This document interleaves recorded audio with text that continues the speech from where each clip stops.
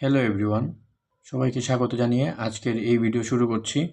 আজ আলোচনা করব ইংরেজি গ্রামারের একটি গুরুত্বপূর্ণ টপিক পজিটিভ ভার্ব নিয়ে। পজিটিভ ভার্ব কি তা জানার আগে আমরা জেনে নিব কমন ভার্ব কি। যে সকল ভার্ব দ্বারা সাবজেক্ট নিজে কাজ সম্পন্ন করে তাকে কমন ভার্ব বলে। যেমন শি মেড দ্য কেক, এখানে মেড সে নিজে কেকটি বানিয়েছে। এ ধরনের ভার্বকে কমন ভার্ব বলে। এবার আসি পজিটিভ ভার্বের আলোচনায়। পজিটিভ ভার্ব কি? যে সকল ভার্ব দ্বারা সাবজেক্ট সরাসরি নিজে কাজ না করে অন্যকে দিয়ে কাজটি করায়। তার মানে কাকে দিয়ে করাবে?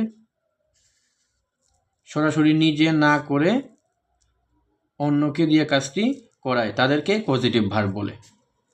যেমন শি ফিডস হার বেবি অথবা চাইল্ড।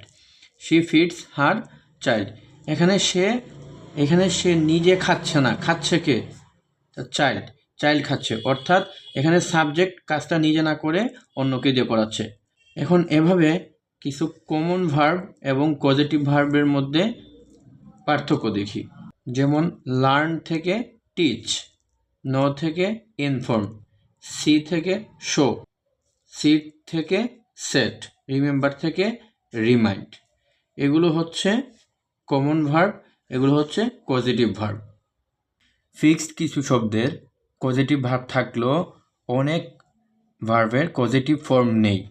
যে সকল ভার্বের পজিটিভ ফর্ম নেই তাদের পূর্বে make, let, help, have, get বসিয়ে পজিটিভ ভার্বের অর্থ প্রকাশ করা হয়। যেমন my mother makes me take the medicine. এখানে মেডিসিন নেয়া অর্থে ভার্ব হচ্ছে টেক। এখানে প্রধান কাজ হচ্ছে মেডিসিন নেয়া, কিন্তু কাজটি করিয়েছে কে? আমার মা। কাকে দিয়ে করিয়েছে? আমাকে দিয়ে করিয়েছে। এজন্য এটা হচ্ছে পজিটিভ ভার্ব। এইভাবে আমরা make, let, help, have, get দিয়ে পজিটিভ ভার্ব এর অর্থ প্রকাশ করতে পারি।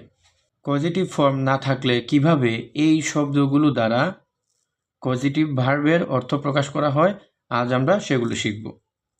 মেক এবং লেট এই দুইটি শব্দের পর বেয়ার ইনফিনিটিভ বসবে। বেয়ার ইনফিনিটিভ কি? আমরা জানি ইনফিনিটিভ হচ্ছে টু প্লাস ভার্ব, কিন্তু বেয়ার ইনফিনিটিভে টু থাকবে না, শুধু ভার্বটা বসবে। আরও সহজভাবে যদি বলি তাহলে ভার্বের কি ফর্ম বসবে? Base form. যেমন জন মেক্স মি আন্ডারস্ট্যান্ড, এইটা হচ্ছে ভার্বের বেস ফর্ম, এটা হচ্ছে positive verb. He will not let her go. এখন আমরা দেখলাম মেক এবং লেট এরপর ভার্বের বেস ফর্ম বসবে। ওকে, এবার আসি হেল্প নিয়ে আলোচনায়। হেল্পের পর ইনফিনিটিভ ও বেয়ার ইনফিনিটিভ দুটোই বসে। এক্ষেত্রে দুটোই সঠিক। I helped him do the work, I helped him to do the work. এখানে দুটোই সঠিক বাক্য। এরপর হচ্ছে হ্যাভ। হ্যাভের পর ব্যক্তি হলে V1, বস্তু হলে V3 বসবে। যেমন আই হ্যাড মাই ড্রাইভার, তার মানে ব্যক্তি। এরপর কি হয়েছে? Wash, V1।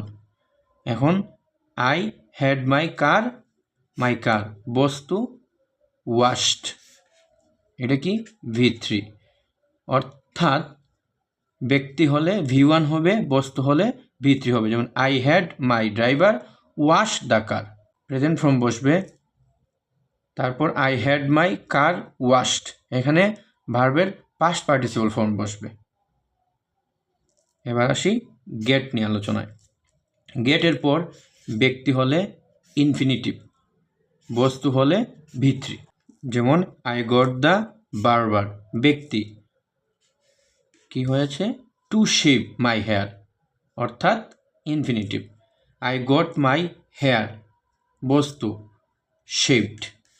আর একটু ক্লিয়ার হয়ে নিই। আমরা জানি মেক ও লেট এরপর বেয়ার ইনফিনিটিভ হবে, বেয়ার ইনফিনিটিভ। হেল্পের পর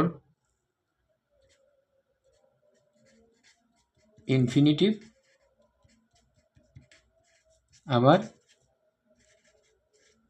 বেয়ার ইনফিনিটিভ, দুটোই বসে। আর এখানে হ্যাভের পর ব্যক্তি হলে V1, বস্তু হলে V3, গেটের পর ব্যক্তি হলে ইনফিনিটিভ, বস্তু হলে V3। আশা করি আজকের পর থেকে পজিটিভ ভার্ব নিয়ে আপনার আর কোনো সমস্যা থাকবে না। এরপরও কোথাও সমস্যা হলে কমেন্ট বক্সে জানিয়ে দিবেন। ধন্যবাদ, ভালো থাকবেন।